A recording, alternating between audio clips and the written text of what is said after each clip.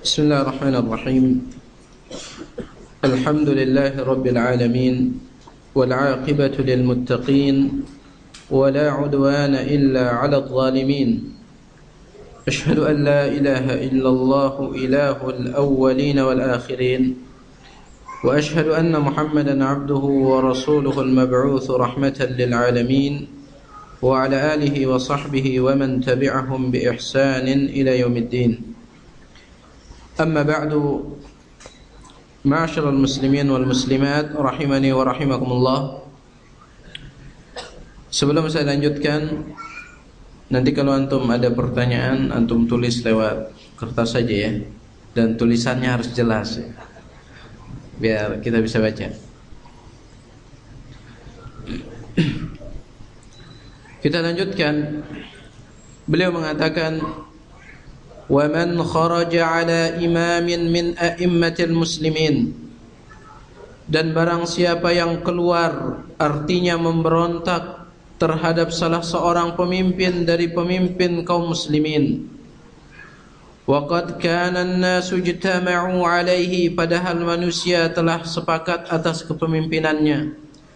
وَأَقَرُّوا لَهُ بِالْخِلَافَةِ, dan mereka menetapkan atau meyakini serta mengakui khilafah yang ia pegang, bi ayyi wajhin kana, entah dengan cara apapun ia naik, yaitu cara yang tiga yang kita sebutkan tadi. Dipilih oleh ahlul halli wal aqdi, yang kedua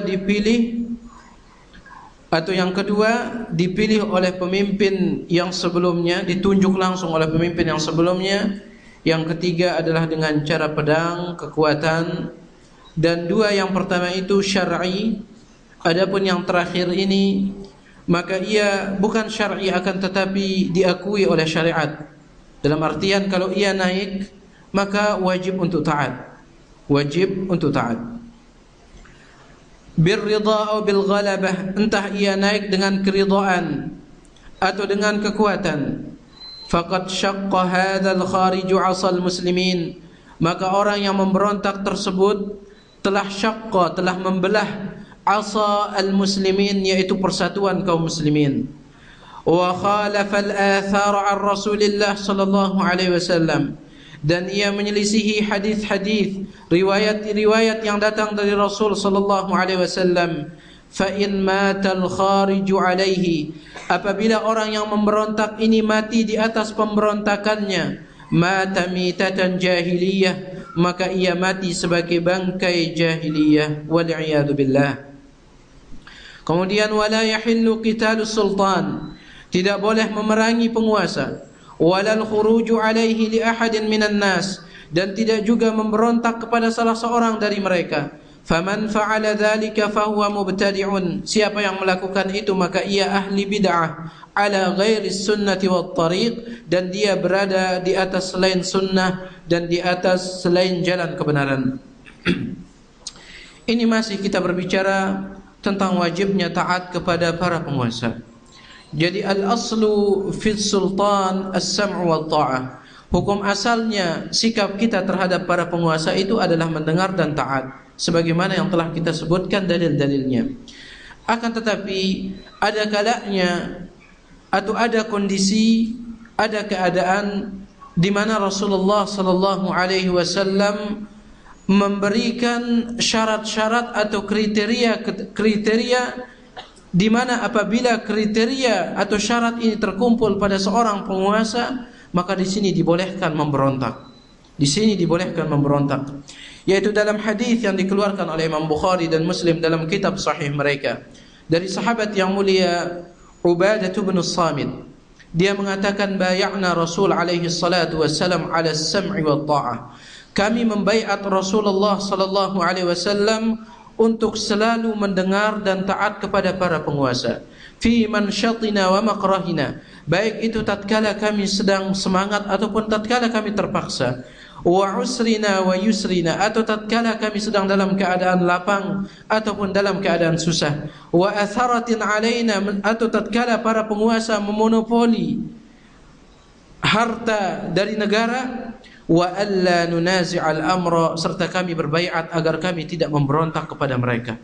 Qala, akan tetapi Rasulullah bersabda, illa an taraw kufran bawahan, kecuali kalian melihat kekufuran yang nyata dilakukan oleh pemimpin tersebut.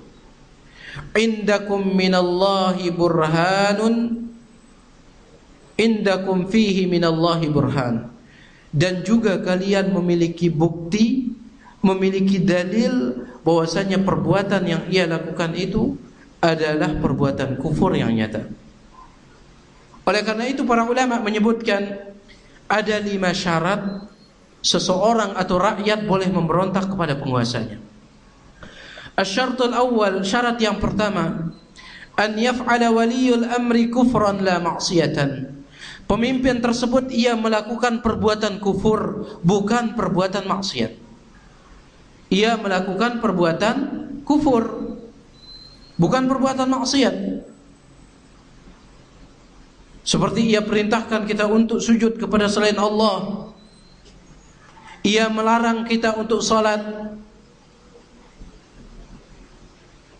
Dan negara kita ini, pemimpin kita masih salat, dan tidak ada yang melarang orang salat di negara ini. Kemudian asy-syartu tsani, syarat yang kedua, an yakuna hadzal kufru sharihan wadihan la lubsa fihi. Kekufuran yang ia lakukan itu sharih, yaitu jelas itu kekufuran. Artinya tidak diperdebatkan oleh para ulama. Apabila ia melakukan suatu perbuatan di mana perbuatannya ini masih khilaf para ulama, sebagian ulama mengatakan ia kufur, sebagian ulama mengatakan ia tidak kufur, maka tidak boleh memberontak. Karena Rasulullah mengatakan illa antara kufran bawahan. Yang dimaksud dengan bawahan itu adalah wadihan sarihan, jelas-jelas ia kufur. Tidak ada lagi orang yang ragu bahwasanya perbuatan itu kufur. Ini syarat yang kedua. Asy-syartu tsalis, syarat yang ketiga, an yakuna dalilu hadzal kufri wadihan minal kitabi was sunnah. Perbuatan kufur yang nyata itu dia juga memiliki dalil yang nyata dari Al-Quran dan hadis. Artinya dalilnya itu tidak mengandung kemungkinan-kemungkinan. Ya, tidak mengandung kemungkinan-kemungkinan. Mana dia contoh dalil yang mengandung kemungkinan-kemungkinan? Yaitu seperti dalil yang telah kita bacakan tentang orang yang meninggalkan salat. Rasulullah SAW bersabda, al-ahdu alladhi bainana wa bainahumus salat. Perjanjian antara kita umat Islam dengan orang-orang non-muslim adalah salat. Man tarakaha faqad kafar. Siapa yang meninggalkannya maka ia telah kafir. Para ulama mengatakan bahwasanya kata kufur di dalam hadis ini dia mengandung 2 kemungkinan. Pertama, maksudnya adalah kufur besar. Yang kedua, bisa jadi maksudnya adalah kufur kecil berdasarkan hadis-hadis yang lain. Jadi dalil ini adalah dalil yang mengandung kemungkinan, artinya dalil ini tidak qat'i, tidak pasti. Nah, memberontak kepada para penguasa, syaratnya yang ketiga, perbuatan kufur yang mereka lakukan itu harus ada dalilnya dari Al-Quran ataupun hadis, dan dalil tersebut harus qat'i, pasti. Karena Rasulullah mengatakan, indakum fihi minallahi burhan. Kalian memiliki dalil di dalam masalah itu minallah, langsung dari Allah. Artinya dari Al-Quran atau dari hadis Nabi alaihi salatu wassalam. Kemudian syarat yang keempat, wujudul badilil muslim alladhi yahillu mahallah. Nanti apabila kita memberontak atau apabila penguasa tersebut sudah jatuh, maka harus ada penguasa yang lebih baik yang menggantikannya. Harus ada penguasa yang lebih baik yang menggantikannya. Tetapi kalau misalnya dia sudah jatuh, nanti yang menggantikannya sama seperti dia, maka di sini tidak ada manfaatnya. Sudah sama kita dapatkan pemimpin, terus kita rugi lagi, darah kaum muslimin banyak yang tertumpah. Jadi harus ada al-badil, pengganti al-muslim, yaitu pengganti muslim yang khair, yang lebih baik daripada penguasa yang kita jatuhkan itu.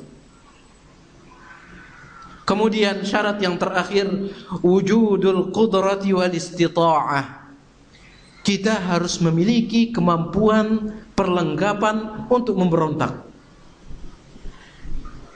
Jangan antum misalnya penguasanya punya meriam,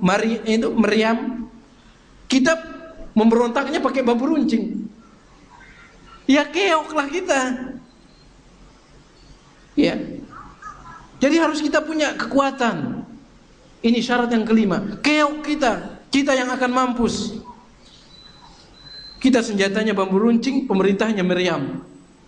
Kalau Kiai Haji Zainuddin MZ rahimahullah beliau bilang, ya mungkin kita bisa menang pakai bambu runcing kalau meriamnya meriam belina, kata beliau. Tapi ini meriam senjata, bukan meriam belina. Jadi harus punya kekuatan. Jadi syarat yang kelima ini, ma'asyiral muslimin, meskipun terkumpul syarat yang kelima ini hanyalah teori kata para ulama. Ini hanyalah teori yang dipetik atau diambil dari hadis Rasul alaihi salatu wasallam. Adapun menurut praktiknya, maka ini perlu juga ditimbang mafsadat dan maslahatnya. Ditimbang mafsadat dan maslahatnya. Karena sekali lagi darah kaum muslimin itu sangat berharga di mata Allah Subhanahu wa taala. Kemudian kita lanjutkan. Jadi beliau mengatakan tidak boleh memberontak kepada para penguasa, dan kita sudah katakan bahwasanya memberontak itu ada dengan 3 cara. Bil qalbi, dengan hati, maksudnya dia memiliki keyakinan bahwasanya boleh memberontak kepada para penguasa, berarti ini sudah dianggap sebagai memberontak. Kemudian yang kedua bil lisan, dengan cara demo-demo ini. Ya, dengan cara demo-demo ini. Makanya kalau orang misalnya mau mengaji, mau merapat kepada kajian majelis Ahlus Sunnah wal Jamaah, majelis As-Salafiyun ini, mereka tidak akan sembarangan menuduh ISIS dan seterusnya. Kenapa? Karena kita yang paling menentang pemberontakan terhadap penguasa. Justru orang-orang yang menuduh Salafiyun itu ISIS, justru mereka masih melakukan demo, sedangkan kita tidak mau demo. Jadi kita ini yang 100% yang loyal kepada para penguasa selama mereka memerintahkan kepada ketaatan. Yang mereka yang menuduh dengan tuduhan-tuduhan yang tidak benar, justru mereka masih berdemo-demo. Padahal itu juga merupakan pemberontakan terhadap para penguasa. Jadi as-salafiyun inilah yang benar-benar memegang warisan ajaran yang benar yang diwariskan dari para sahabat dari satu generasi ke generasi yang lainnya. Jadi demo kita tidak benarkan. Kenapa? Karena di dalam hadis yang dikeluarkan oleh Imam Ahmad dan disahihkan oleh Syekh Ahmad Syakir ketika beliau mentahqiq Musnad Ahmad, Rasulullah sallallahu alaihi wasallam bersabda, "Man arada an yansaha lidhi sultanin." Barang siapa yang ingin memberikan nasihat kepada penguasa, fala yabdu alaniyatan. Jangan ia berikan nasihat itu secara terang-terangan. Antum lihat kalau demo ini terang-terangan. Dan anehnya lagi, orang yang berdemo ini kadang mereka melakukan sesuatu yang mereka tentang. Dalam artian pernah di Lombok, ya, ketika ada demo, mereka mendemo kantor pemerintahan, menuntut agar pemerintah memboikot produk-produk Israel. Ya. Segala produk Israel diboikot. Boikot Coca-Cola, boikot Fanta, atau yang datang dari Amerika semuanya disuruh boikot. Selesai demo yang diminum Coca-Cola. Aneh sekali. Selesai demo ya dibagiin Coca-Cola. Kebetulan saya masih di Abu Hurairah saat itu dan di Mataram tempatnya, dan kebetulan demonya di Mataram. Dibagiin Coca-Cola, padahal teriaknya boikot Israel, boikot Amerika, Coca-Cola tidak boleh. Habis demo minum Coca-Cola. Apa-apaan ini? Jadi ini dia. Rasulullah mengatakan, man arada an yansaha lidhi sultan. Siapa di antara kalian yang ingin memberikan nasihat kepada dhi sultan, yaitu para penguasa, fala yabdu alaniyatan. Jangan ia tampakkan secara terang-terangan. Wal ya'khudh biyadihi, akan tetapi hendaklah ia pegang tangan penguasa tersebut. Wal yakhlu bihi, kemudian dia berdua-duaan. Fa in qabila fadzaka, kalau misalnya nasihatnya itu diterima, maka alhamdulillah, itulah yang kita harapkan. Wa illa faqad adda alladhi kana alaihi, tetapi kalau dia tidak diterima nasihatnya, maka ia telah melepaskan tanggung jawabnya. Ada sebagian orang mengatakan, Saya tidak ikut berdemo, saya tidak ikut teriak-teriak. Akan tetapi dia menulis kritikan di Facebook, sama saja. Mencela penguasa lewat Facebook, ini juga dilihat oleh orang. Rasulullah mengatakan, fala yabdu alaniyatan, jangan ia tampakkan, jangan ia perlihatkan di depan publik. Kemudian dikuatkan lagi ucapan beliau itu, wal ya'khudh biyadihi, akan tetapi pegang tangan penguasa tersebut, wal yakhlu bihi, dan dia berdua-duaan. Dia berdua-duaan. Ini sama saja teriak di depan gedung mereka atau menulis lewat media-media sosial dibaca bahkan ribuan orang. Ini sama saja bentuk pemberontakan yang tidak dibenarkan oleh agama. Jadi ini dia ma'asyiral muslimin rahimani wa rahimakumullah. Kemudian poin berikutnya, wa qitalul lususi wal khawarij jaizun idza aradu lirrajuli fi nafsihi wa malihi. Dan boleh bagi seseorang untuk memerangi al-lusus. Al-lusus itu jamak dari lis, yaitu pencuri, perampok yang masuk ke dalam rumah kita, boleh kita lawan dia. Wal khawarij, begitu pula boleh memerangi orang-orang khawarij. Jaizun, ini boleh, idza aradu lirrajuli, apabila mereka, yaitu para pencuri atau orang-orang khawarij ini, mengganggu fi nafsihi wa malihi, yaitu harta seseorang atau juga jiwa seseorang. Falahu an yuqatila an nafsihi wa malihi, maka boleh baginya untuk melawan orang tersebut. Wa yadfa'a anha bikulli ma yaqdir, dan dia bela jiwanya maupun hartanya dengan kemampuannya. Walaysa lahu idza faraquhu aw tarakuhu an yatlubahum, akan tetapi ingat, kata beliau, apabila pencuri tersebut sudah kabur, apabila orang khawarij tersebut sudah kabur, maka tidak boleh lagi dikejar. Wala yattabi'a atharahum, tidak boleh dicari jejak-jejaknya. Masalah ini memerangi orang yang mengganggu harta atau jiwa kita, atau yang mengganggu agama kita, ini dibolehkan berdasarkan hadis Rasulullah sallallahu alaihi wasallam yang dikeluarkan oleh Imam Bukhari dan Muslim. Rasulullah SAW bersabda, man qutila duna dinihi fahuwa syahid. Siapa yang terbunuh karena membela agamanya, maka ia syahid. Wa man qutila duna malihi fahuwa syahid. Siapa yang terbunuh karena membela hartanya, maka ia syahid. Wa man qutila duna nafsihi fahuwa syahid. Dan siapa yang mati terbunuh karena membela dirinya, jiwanya, maka ia syahid. Oleh karena itu para ulama pun mengambil kesimpulan boleh membunuh orang yang mengganggu harta kita. Akan tetapi tentunya jangan kita langsung mengambil inisiatif melawan, membunuh. Kalau ada cara yang lemah lembut, maka berikan atau maka lakukan. Jangan langsung datang maling langsung hunus pedang. Jangan. Cari cara yang lebih baik. Kenapa? Apalagi jiwa atau apalagi maling atau orang khawarij itu, mereka diakui keislaman mereka oleh Ali bin Abi Thalib. Ketika ditanya tentang orang khawarij, Ali bin Abi Thalib mengatakan, hum ikhwanuna, mereka itu saudara kita. Akan tetapi bagau alaina, akan tetapi mereka melampaui batas terhadap kita. Oleh karena itu di dalam riwayat, meskipun riwayat ini didhaifkan oleh para ulama, Rasulullah SAW pernah bertanya kepada Abdullah bin Mas'ud, wahai Abdullah bin Mas'ud, apakah engkau tahu sikap kita terhadap orang-orang khawarij, terhadap orang-orang yang merangi kita? Maka Rasulullah SAW, Abdullah bin Mas'ud mengatakan, Allah wa Rasuluhu alam, Allah dan Rasulnya lebih mengetahui. Rasulullah SAW mengatakan, engkau boleh memeranginya, akan tetapi la yujahhiz atau la yujahhaz ala jarihihim.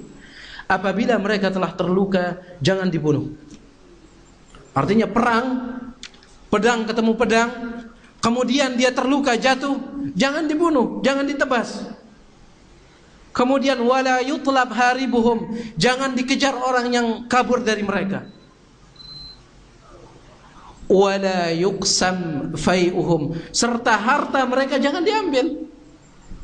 Harta mereka jangan diambil. Kenapa? Karena mereka masih saudara kita. Mereka masih saudara kita. Meskipun ada pendapat dari Imam Syafi'i rahimahullahu taala, beliau membolehkan mengejar mereka apabila dikhawatirkan mereka akan kembali menyusun pasukan lagi. Misalnya mereka kabur, sudah kalah mereka kabur, kalau dikhawatirkan besar kemungkinan mereka kaburnya untuk menyusun strategi yang lain yang lebih jitu untuk melawan kita, Imam Syafi'i membolehkan untuk mengejar mereka. Kenapa? Untuk menghancurkan mafsadat mereka. Untuk menghancurkan mafsadat mereka. Akan tapi asalnya memerangi orang-orang Khawarij memang dibolehkan. Bahkan Rasulullah SAW dalam hadis yang dikeluarkan oleh Imam Bukhari Muslim, Rasulullah mengatakan, fa aina ma laqituhum faqtuluhum. Dimanapun kalian bertemu dengan mereka, apabila mereka merangi, kalian lawan mereka. Dan apabila mereka mati, hum syarru qatla tahta adimis sama, mereka adalah jasad-jasad atau bangkai-bangkai yang paling jelek di bawah kolong langit. Wa khairu man qataluhum wa khairu man qataluhu, dan sebaik-baik orang yang mati adalah orang yang mati dibunuh oleh mereka, orang-orang Khawarij. Dan saya akan sebutkan beberapa ucapan para ulama tentang jeleknya orang-orang Khawarij. Disebutkan oleh Al-Imam Al-Ajurri rahimahullahu taala di dalam kitabnya Asy-Syari'ah, lam yakhtalifil ulama'u qadiman wa haditha. Para ulama dari terdahulu sampai saat ini, kata beliau, sampai zaman beliau, tidak ada khilaf di antara mereka, tidak ada perselisihan pendapat di antara mereka, ala annal khawarij qaum su, bahwasanya orang-orang Khawarij itu adalah suatu kaum, suatu kelompok yang sangat jelek. Usatun lillahi wa li rasulihi sallallahu alaihi wasallam, mereka adalah orang-orang yang durhaka kepada Allah dan Rasulnya. Wa in sallu wa samu wajtahadu fil ibadah, meskipun mereka salat, meskipun mereka puasa, meskipun mereka bersungguh-sungguh di dalam ibadah. Karena orang-orang Khawarij dari dahulu mereka adalah kelompok yang sangat bersungguh-sungguh di dalam melakukan ibadah. Sampai-sampai Rasulullah SAW mengatakan di depan para sahabat beliau, yahkiru ahadukum salatahu ma'a salatihim. Kalian wahai para sahabatku, apabila kalian membandingkan salat kalian dengan salat mereka, maka kalian akan merasa minder. Ini sahabat, ini salatnya para sahabat loh. Jika dibandingkan dengan salatnya orang Khawarij, maka kalian wahai sahabatku akan minder, karena salat mereka lebih banyak. Apalagi salat kita. Salatnya sahabat itu masih sedikit jika dibandingkan dengan salatnya orang-orang Khawarij. Mereka gulu berlebih-lebihan di dalam ibadah. Nah, makanya Imam Al-Ajurri di sini mengatakan wajtahadu fil ibadah, meskipun mereka bersungguh-sungguh di dalam ibadah, falaisa dzalika binafi'in lahum, ibadah mereka itu sama sekali tidak ada manfaatnya.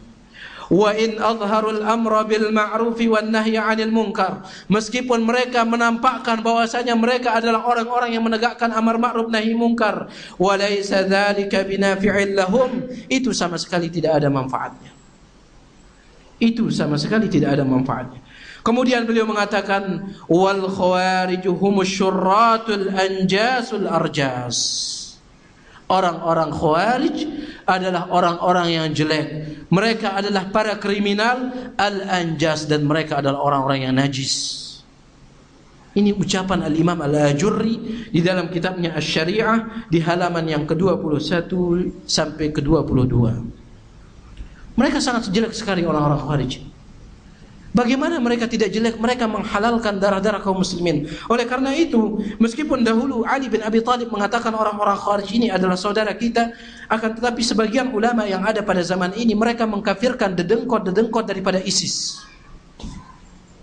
Dikafirkan tokoh-tokoh atau para pembesar ISIS itu dikafirkan oleh sebagian para ulama. Mereka halalkan darah kaum muslimin. Rasulullah SAW mengatakan yaqtuluna ahlal Islam, mereka membunuh orang-orang Islam, wa yada'una ahlal awthan, dan meninggalkan para penyembah berhala, yaitu orang-orang kafir. Dan kita sudah sebutkan kisah yang disebutkan oleh Syekh Sulaiman atau Salimullah Ar-Ruhaili, saudaranya Syekh Sulaiman Ar-Ruhaili. Beliau cerita ketika terjadi serangan oleh orang-orang Zionis Yahudi ke Gaza pada bulan Ramadan kemarin, pada Jumat yang pertama, artinya minggu yang pertama, orang-orang ISIS itu bukannya mereka mengarah atau pergi ke Palestina untuk membantu kaum muslimin yang ada di sana, tidak. Akan tetapi pada saat itu, pada hari Jumat pertama dari bulan Ramadan, mereka pergi menuju perbatasan-perbatasan yang ada di Saudi. Karena mereka mengetahui junud, tentara-tentara TNI Saudi, pada hari Jumat mereka sedang melakukan sholat. Akhirnya mereka melakukan mengebom mobil-mobil yang ada di perbatasan untuk membuat keributan. sehingga orang pun terpancing ke tempat terjadinya bom itu, lalu mereka mencari kesempatan masuk dari jalur yang lain untuk menghancurkan Saudi. Saudi mereka kafirkan saking sifat gulunya mereka. Ya. Jadi ciri yang paling utama dari ciri orang-orang Khawarij itu adalah menentang para penguasa. Ini ciri mereka yang paling besar. Oleh karena itu para ulama di dalam konferensi mereka mengatakan setiap kelompok yang ada di dalam hatinya pemberontakan terhadap penguasa, maka dia memiliki ciri daripada orang-orang Khawarij. Makanya sebagian ulama, maaf ya, saya akan matikan mic-nya. Ikhwanul Muslimun itu dikatakan Khawarij oleh sebagian ulama. Karena mereka memberontak kepada para penguasa. Mereka lah yang menghalalkan demo. Itu dikatakan oleh para ulama. Saya dengar langsung dari konferensi mereka. Ya. Dan konferensi mereka itu diabadikan. Antum bisa lihat, dicari langsung suara mereka para ulama mengatakan bahkan asalnya ISIS yang saat ini kalau ditelusuri itu disebutkan di dalam kitab Haqiqat Tanzim ad-Daulah, mereka mulai daripada kelompok Ikhwanul Muslimin yang dipimpin oleh Sayyid Qutb, kemudian Hasan al-Banna, sampai akhirnya keluarlah kelompok ISIS ini. Awalnya mereka hanya membolehkan demo. Pada akhirnya mereka pun naik mengkafirkan penguasa. Bayangkan Saudi dikafirkan oleh Abu Muhammad al-Maqdisi Isam al-Zarqawi. Isam al-Zarqawi ini adalah gurunya Abu Mus'ab al-Barqawi. Tangan kanannya siapa namanya? Yang dikejar-kejar itu siapa namanya? Usama bin Laden. Dia menulis sebuah kitab judulnya Al-Kawashiful Jaliyah fi Kufri Ad-Daulati Saudiyah. Dalil-dalil nyata tentang kafirnya negeri Saudi. Ini Saudi, satu-satunya negeri yang menegakkan hukum Islam ini masih dikafirkan. Karena itu mereka otaknya itu sudah terbalik. Dahulu ada seorang namanya Zainal Abidin As-Sururi, dan dia ini As-Sururi. Orang-orang Khawarij itu juga disebut dengan As-Sururiyun ya, karena mereka nisbah ke sebuah tempat namanya As-Sururiyah ya. Akhirnya mereka disebut dengan As-Sururiyun ya. Ada Zainal Abidin As-Sururi ini, dia aslinya Saudi. Aslinya Saudi, akan tetapi dia kafirkan negeri Saudi. Dia tidak mau tinggal di negeri Saudi karena katanya ini negeri Saudi ini kafir. Akhirnya kemana dia hijrah? Kemana? Inggris dia pergi. Aneh sekali. Saudi dia katakan kafir, akhirnya tinggal di Inggris yang nyata-nyata kafir. Jadi otak mereka itu sudah terbalik. Kenapa mereka pindah dari negeri yang sebenarnya Islam menuju negeri yang nyata-nyata kafir? Kenapa? Karena mereka mengatakan orang kafir asli itu lebih baik daripada orang murtad. Saudi itu murtad. Oleh karena itu tinggal di negeri Saudi itu tidak boleh. Adapun tinggal di negeri Inggris meskipun mereka kafir asli itu masih boleh. Kenapa? Karena orang kafir asli masih lebih baik daripada orang murtad. Makanya kenapa mereka membunuh umat Islam bukannya memerangi orang-orang kafir? Karena kita ini murtad di mata mereka. Dan memerangi orang murtad itu lebih utama, lebih berpahala daripada memerangi orang kafir asli. Makanya kita yang dibantai. Jadi pemikiran mereka ini sudah hancur. Makanya sangat pantas apabila Al-Imam Al-Ajurri mengatakan bahwasanya mereka itu syurrah, para kriminal. Al-Anjas, mereka itu adalah orang-orang najis. Dan ibadah-ibadah mereka, meskipun mereka sholat, puasa dan bersungguh-sungguh dalam melakukan ibadah, falaisa dzalika binafi'in lahum, tidak ada manfaatnya bagi mereka. Jadi boleh memerangi mereka. Akan tetapi apabila bertemu antara kita dengan mereka, semoga Allah Subhanahu wa taala selalu menjaga kita, maka apabila mereka jatuh maka tidak boleh dibunuh. Kemudian apabila mereka kabur, maka hukum asalnya mereka tidak dikejar, kecuali menurut pendapat Imam Syafi'i apabila kita khawatir mereka akan menyusun strategi yang lain yang lebih jitu untuk menghancurkan kita, maka di sini boleh dia dikejar. Kemudian kita lanjutkan sedikit ya. Laisa li ahadin illa al-imam. Tidak boleh baginya untuk mengejar orang tersebut kecuali itu adalah imam, artinya pemimpin. Kalau pemimpin boleh mengejarnya. Kalau pemimpin boleh mengejarnya. Ya. Diserang markas mereka boleh. Ini pemimpin. Tetapi kita sebagai rakyat yang diganggu, Kita hanya boleh membela diri kita, membela harta kita, membela agama kita di TKP saja. Di TKP saja bolehnya. Kalau sudah keluar dari TKP jangan dikejar lagi. Aulatul muslimin, atau para pemimpin kaum muslimin, innama lahu an yadfa'a an nafsihi fi maqamihi dzalik. Akan tetapi boleh bagi dirinya untuk membela dirinya di tempat itu saja, di TKP saja. Wa yanwiya bi jahdihi alla yaqtula ahadan. Dan ingat, ketika ia membela dirinya, berperang, bertarung langsung dengan orang yang mengganggunya, jangan sampai ada niat di dalam hatinya untuk membunuh orang tersebut. Jangan sampai. Niatkan untuk membela diri saja, bukan dengan niat untuk membunuhnya. Subhanallah, Islam luar biasa. Bahkan di dalam bertarung pun masih diajarkan cara-caranya. Kita kalau sudah bertarung, berantem, udah nggak pikir. Bahkan orang yang sudah lama belajar jurus ini, jurus itu, kalau sudah bertarung udah lupa jurusnya, hantem-hantem saja. Hantem-hantem saja. Udah capek-capek belajar jurus ini, jurus itu. Tapi kalau sudah duel, lihat batu dipakai, lihat kayu dipakai. Jurus sudah lupa. Akan tapi Islam tidak, ikhwan fillah. Makanya Islam ini jauh dari agama teroris, dari ajaran teroris itu. Islam bari, jauh. Bagaimana mungkin Islam akan di agama teroris? Rasulullah sallallahu alaihi wasallam apabila beliau mengutus pasukan untuk memerangi orang-orang kafir, beliau selalu berpesan dalam riwayat sahih Imam Bukhari Muslim, la taqtulu walidan, jangan kalian bunuh anak-anak kecil, wala nisaan, jangan kalian bunuh para wanita, kemudian wala ajuzan, kemudian orang-orang tua yang tidak ikut berperang jangan. Bahkan Rasulullah mengatakan, apabila kalian melihat pohon kayu, jangan kalian tebang. Ini pohon kayu. Coba bandingkan dengan apa yang dilakukan oleh Zionis Yahudi Israel. Anak kecil dibunuh, para wanita diperkosa kemudian dibunuh, orang-orang tua yang tidak ikut berperang, warga-warga sipil, semuanya dibunuh. Apakah pantas mereka dikatakan, justru mereka dielu-elukan, kemudian Islam dikatakan agama teroris? Bari Islam. Islam itu berlepas diri dari ajaran teroris. Jadi ini ya ikhwani fiddin rahimani wa rahimakumullah, bahwasanya dibolehkan untuk memerangi orang-orang Khawarij, akan tetapi niatkan untuk tidak membunuh mereka. Fa in mata ala yadayhi fi daf'ihi an nafsi fil ma'rakah fa ab'ada Allahu al-maqtul. Apabila si pengganggu tersebut mati ketika duel dengan pemilik harta itu, maka kata beliau, semoga Allah menjauhkan si mati tersebut dari rahmatnya, karena dia melakukan hal yang tidak dibenarkan oleh syariat. Wa in qutila hadza fi tilkal hal, akan tetapi apabila orang yang diganggu ini yang mati, orang yang diganggu pemilik harta ini yang mati, wa huwa yadfa'u an nafsi wa mali, padahal ia sedang membela dirinya, jiwanya, serta membela hartanya, rajautu lahu syahadah, maka aku berharap bahwasanya ia mati syahid. Ini antum perhatikan ucapan atau redaksi dari ucapan Imam Ahmad ini.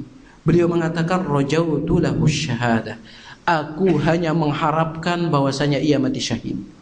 Dari sini para ulama mengatakan sebaiknya jangan kita katakan kalau misalnya ada orang yang mati berperang, jangan kita katakan dia mati syahid, jangan.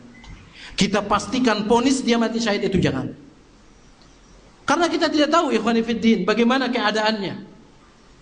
Di dalam sebuah hadis sahih, ya, ketika terjadi peperangan di zaman Rasulullah sallallahu alaihi wasallam, ada salah seorang yang ia berada di barisan kaum muslimin, dia berperang bagaikan kilat, membunuh orang-orang kafir. Dia ketemu orang kafir dibunuh, dia ketemu orang kafir dibunuh, banyak sekali orang kafir dibunuh. Hebat sekali dia, sampai-sampai sahabat yang lain ta'ajjab, kagum. Kemudian para sahabat mengatakan, orang ini kalau dia mati pasti mati syahid.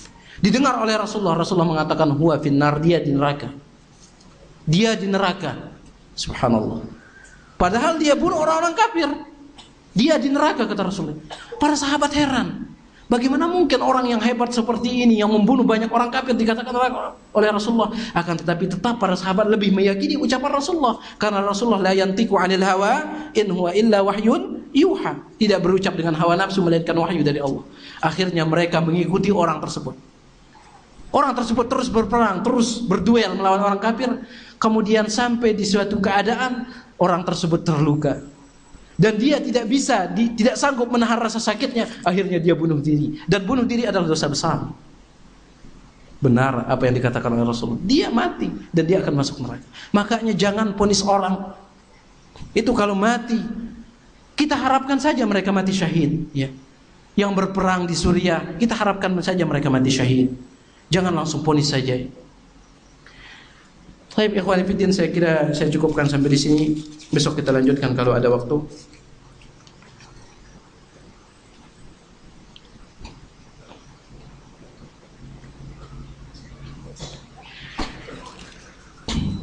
Bolehkah memberontak pemimpin kafir yang dipilih kaum muslimin secara demokrasi seperti yang terjadi di DKI atau terjadi di negeri kita nanti? Syukran. Yang pertama saya katakan, siapa suruh antum milih dia? Sudah tahu dia kafir, dipilih. Ini yang pertama. Kemudian yang kedua, apa yang kita sebutkan tadi tentang syarat-syarat memberontak, sekali lagi saya katakan itu hanyalah teori. Timbang maslahat sama mafsadatnya. Timbang maslahat sama mafsadatnya. Kemudian, apakah pemimpin ini melarang kita untuk sholat? Jawabannya tidak. Orang-orang di Jakarta, di DKI masih sholat. Apakah dia melarang kita untuk berzakat, puasa dan seterusnya? Tidak. Dan ingat ikhwani fiddin rahimani wa rahimakumullah, naiknya pemimpin yang zalim itu disebabkan karena zalimnya rakyat. Allah Subhanahu wa taala berfirman, "Wa kadzalika nuwalli adh-dhalimina ba'dahum 'ala ba'din bima kanu yaksibun." Antum perhatikan ayat ini dan renungkan, antum sampai di rumah renungkan ayat ini. Kenapa saya mendapatkan pemimpin yang zalim? Allah katakan, dan demikianlah kami jadikan sebagian orang-orang yang zalim itu sebagai pemimpin atas sebagian mereka yang sama-sama zalim. Bima kanu yaksibun, disebabkan karena apa yang mereka perbuat. Naiknya pemimpin zalim karena rakyat yang zalim. Sebab dari mana datangnya pemimpin ini? Dari rakyat. Dahulu sebelum dia menjadi pemimpin, dia adalah rakyat. Makanya dahulu tatkala orang-orang Khawarij yang datang kepada Ali bin Abi Thalib radhiyallahu taala anhu, mereka bertanya, "Wahai Ali, kenapa kepemimpinanmu itu begini? Banyak sekali kerusuhan di masa kepemimpinanmu, sedangkan Abu Bakar damai, pemimpin Umar damai, Utsman pun masih damai. Kenapa kepemimpinanmu seperti ini? Banyak sekali musibah, banyak sekali kerusuhan terjadi di zamanmu, wahai Ali bin Abi Thalib." Perhatikan jawaban Ali bin Abi Thalib. Kenapa zamannya Abu Bakar, Umar dan Utsman itu damai? Karena yang dipimpin itu adalah orang-orang seperti saya, kata beliau. Kenapa zaman saya ini hancur? Karena yang saya pimpin orang-orang seperti kamu. Itu kata Ali bin Abi Thalib.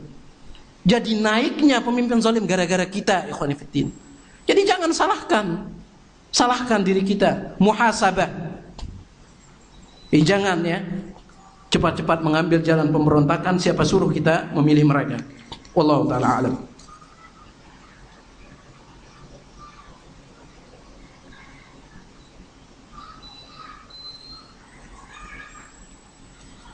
Bagaimana dengan perebutan kekuasaan yang terjadi di Mesir, Libya, Yaman, Irak dan Syria? Iya, ini termasuk dari perebutan kekuasaan dengan cara yang ketiga, dengan cara kekuatan. Dengan cara kekuatan, yaitu misalnya presiden ini digulingkan oleh presiden calon yang lain, kemudian akhirnya naik presiden yang menggulingkan itu, maka dia sah, wajib untuk ditaati. Wajib untuk ditaati. Terus pertanyaannya, atau perebutan kekuasaan di Indonesia oleh Belanda dan Jepang, apa itu termasuk penguasaan? Ini bukan perebutan kekuasaan, kalau penjajahan ini. Anda harus bela. Sama seperti orang-orang Yahudi sekarang di Palestina, mereka ingin merebut tanah Palestina. Mereka orang Jepang, Belanda yang datang ke Indonesia dahulu, mereka ingin mengambil tanah kita. Ini penjajahan. Dan disinilah masuk jihadud difa', jihad untuk membela diri kita, membela negara kita. Dan fardu ain hukumnya, wajib. Ini bukan termasuk penguasa mengambil kekuasaan, bukan. Ini harus dilawan. Wallahu ta'ala alam. Jika demokrasi telah dibenarkan oleh Islam, maka apakah itu berarti kita tidak lagi meneruskan tegaknya khilafah, lalu dengan sistem demokrasi tanpa khilafah kita bisa melaksanakan Islam secara murni dan kafah? Taib, demokrasi bukanlah sistem daripada sistem Islam, bukan. Akan tetapi kenapa kita masih hidup di bawah demokrasi? Karena menimbang mafsadat dan maslahat. Sekali lagi pulang kepada mafsadat dan maslahat. Kita ketahui bahwasanya naiknya pemimpin lewat demokrasi itu mafsadat juga bagi kita. Akan tetapi memberontaknya kita terhadap sistem ini juga mafsadat. Kita timbang. Kata para ulama, mafsadat memberontak ini justru lebih besar. Dan dikatakan di dalam kaidah usul bahwasanya idzal taqata al-mafsadatan fartukiba akhaffahuma. Apabila dua mafsadat bertemu dan kita kita harus memilih salah satu di antara kedua mafsadat ini, maka kita harus mengambil yang paling ringan. Mengambil yang paling ringan. Kita hidup di bawah demokrasi ini bukan berarti kita meyakini dan membenarkan demokrasi, tidak. Akan tetapi apalah kemampuan kita. Jadi jangan antum gabungkan antara kita hidup di bawah demokrasi dengan kita mengakui demokrasi, tidak. Tidak ada talazum, tidak ada konsekuensi antara dua hal ini. Kita hidup di bawahnya belum tentu kita mengakuinya. Belum tentu kita menerimanya. Akan tetapi kita tidak memiliki jalan lain kecuali menerima, karena mafsadat memberontak itu jauh lebih besar.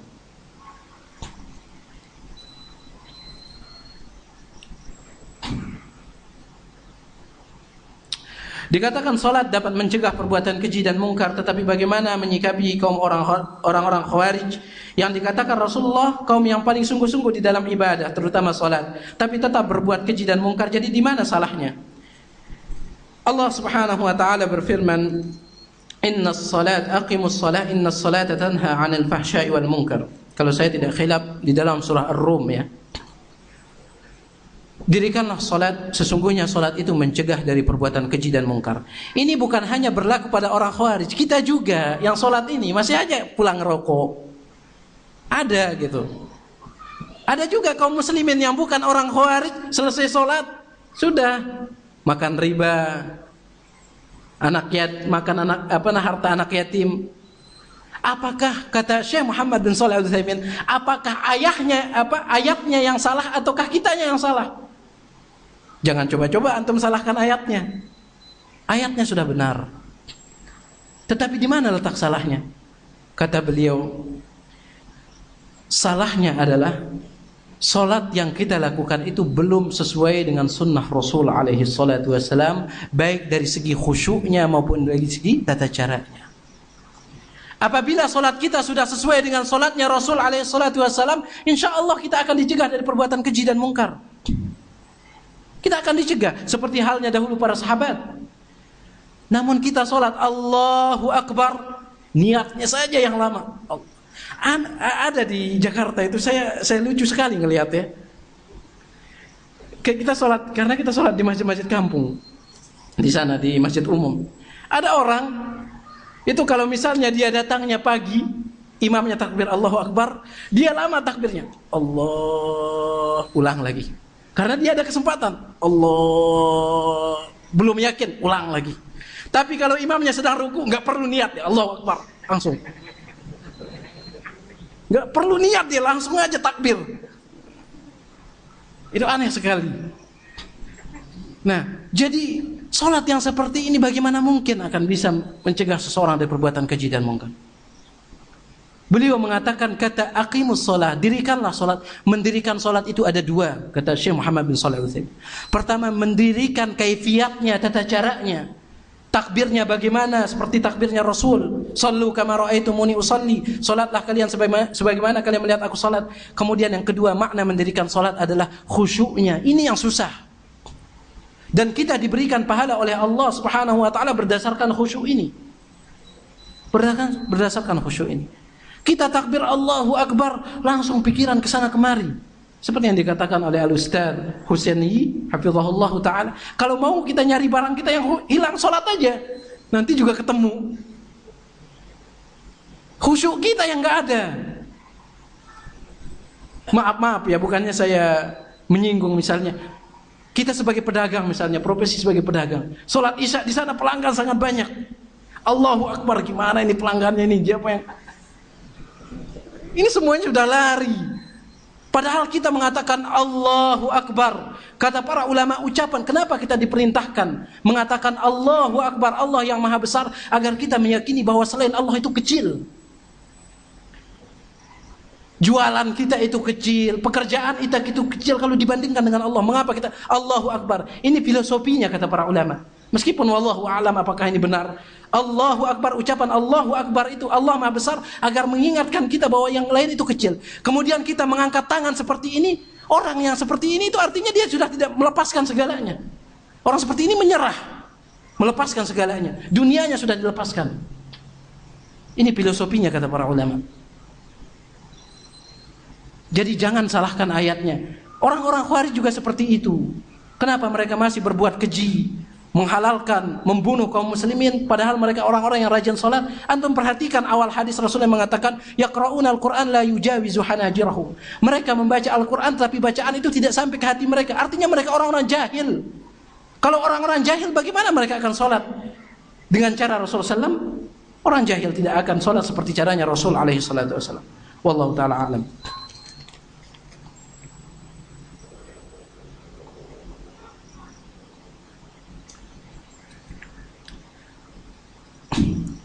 Mengapa tadi Ustaz mengatakan orang-orang Khawarij menganggap kita kaum muslimin murtad? Kenapa mereka mengatakan kita murtad? Tolong dijelaskan. Karena kita tidak berbaiat. Karena kita tidak berbaiat kepada pemimpin mereka. Dan yang tidak berbaiat mereka menggunakan hadis Rasulullah sallam, "Man mata wa laysa fi 'unuqihi bai'atun famata mitatan jahiliyah." Siapa yang mati sedangkan di lehernya tidak ada baiat terhadap penguasa, pemimpin, maka matinya adalah sebagai bangkai jahiliyah. Ini mereka jadikan dalil. Makanya kita tidak berbaiat kepada Abu Bakar al-Baghdadi yang saat ini sebagai pemimpin mereka, pengganti daripada Abu Umar al-Baghdadi. Maka kita dikatakan kafir. Kita katakan bahwasanya kelompok ISIS ini atau Abu Bakar al-Baghdadi yang saat ini yang dikatakan sebagai pemimpin, dia dipilih oleh orang-orang jahil. Sedangkan kita katakan yang memilih itu adalah orang-orang yang berilmu. Orang-orang yang berilmu. Kemudian yang kedua, kelompok ISIS ini jika dibandingkan dengan umat Islam, itu berapalah banding mereka? Berapa persen mereka? Artinya mereka tidak bisa menjadi wakil kita untuk menentukan pemimpin yang tertinggi. Mereka tidak bisa menjadi wakil sehingga apa yang mereka pilih kemudian dijadikan sebagai pemimpin tertinggi bagi umat Islam. Tidak. Mereka hanyalah beberapa persen. Umat Islam yang lain tidak memilih Abu Bakar al-Baghdadi, sehingga kepemimpinan Abu Bakar al-Baghdadi itu tidak sah. Dan sebelum Abu Bakar al-Baghdadi, Rasulullah SAW mengatakan apabila sudah ada khalifah, karena Abu Bakar al-Baghdadi ini menganggap dirinya sebagai pemimpin umat Islam yang paling tinggi di seluruh dunia. Sayalah pemimpinnya, khalifah, Amirul Mukminin katanya. Padahal ketika dia mengatakan saya pemimpin tertinggi umat Islam, di tempat lain ada juga yang mengatakan saya pemimpin. Sedangkan Rasulullah mengatakan kalau sudah ada pemimpin umat Islam yang tertinggi, kemudian ada lagi yang mengaku sebagai pemimpin, bunuh yang kedua itu. Jadi tidak sah. Bagaimana kalau negara kita dijajah? Apakah kita harus di tempat kita saja? Sudah kita jawab tadi. Antum bela negara antum, tapi dengan niat ikhlas karena Allah Subhanahu wa ta'ala. Wallahu ta'ala a'lam. Sudah tidak ada ya?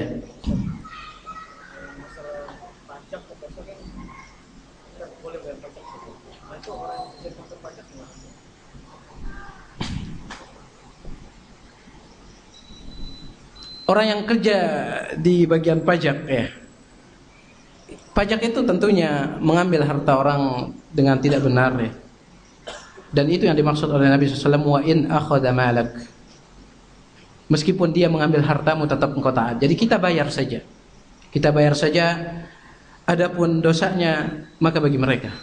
Dosanya bagi mereka. Sama seperti masalah riswah ya. Masalah suap menyuap. Dikatakan oleh para ulama hukum asalnya suap menyuap itu dilarang. Ar-rashi wal murtashi finnar, orang yang menyuap dan yang menerima suap itu di neraka. La'anallahu ar-rashi wal murtashi, Allah melaknat orang yang memberikan suap dan orang yang menyuap.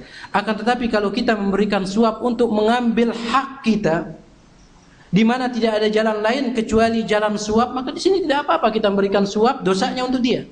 Seperti yang saya sering diceritakan, kalau kita bikin paspor misalnya, itu susah kita dapatnya kalau tidak ngasih sogokan ke petugasnya. Ini berikan saja, kata para ulama. Dan ini yang saya dengarkan langsung dari guru kami, Syekh Dr. Abdullah Habr hafizahullah taala. Kata beliau, ini fatwa dari para ulama yang ada saat ini, bahwasanya apabila kita ingin menerima, mengambil hak kita, akan tetapi kita tidak akan bisa mendapatkannya kecuali dengan jalan suap, maka di sini kita fattaqullah mastata'tum, bertakwalah kepada Allah semampu kalian, berikan dia, akan tetapi dosanya adalah untuk orang tersebut. Wallahu taala alam. Sudah habis ya? Taib, kurang dan lebihnya saya mohon maaf. Apabila ada benar maka itu datang dari Allah, dan yang salah datang dari saya pribadi dan dari syaitan. Aqulu qouli hadza subhanakallahumma wa bihamdik asyhadu an la ilaha illa anta astaghfiruka wa atubu ilaik. Wassalamu alaikum warahmatullahi wabarakatuh.